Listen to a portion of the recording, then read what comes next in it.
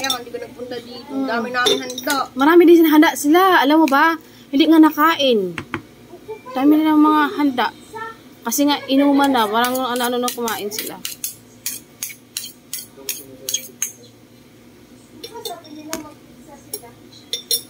Wow. Sarap. Tapos cheese. Ang cheese magkano to? Isa. Mura lang. 70.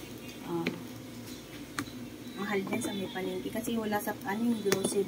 Kakaubusan. Yung kaong yan, 2 at saka yung pandan. Tapos cheese. Kasi ang dalawang nisel cream, ang patumbas yan, isang ganto. Oh. 1:2 yan eh. Dapat. Laging lang yan yung dalawang yung partner. Dalawang nisel cream, isang ganito. Kasi ito kasi creamsada. Mayroon nilagyan mo ba siya ng all-purpose cream? Cream. Ito. Tapos dito. Tapos all-purpose cream, 2. Dalawa, saka isang gatas. Angel, ano. Kasi ito, creamsada na yan. Creamsada. Yung ano. May yung condensed na niyan eh. Condensed saka all-purpose cream. Pinagsama na. Ito siguro ng ang tamis niyan. Hindi naman. Tikman daw natin. Lagyan niya naman kunting asin. Ha? Asin? Para hindi maubos.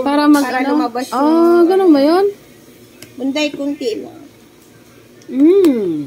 Sarap Masarap siya. Some peach. So, pinch. Ganun ba? Para maano. Pwede rin pwede din ang graham? Kahit anong luto, basta matamis lagyan ng Para siya, tawag nito? para lumabas yung niya. Hindi siya masyado, Tingnan ko nga. Uli.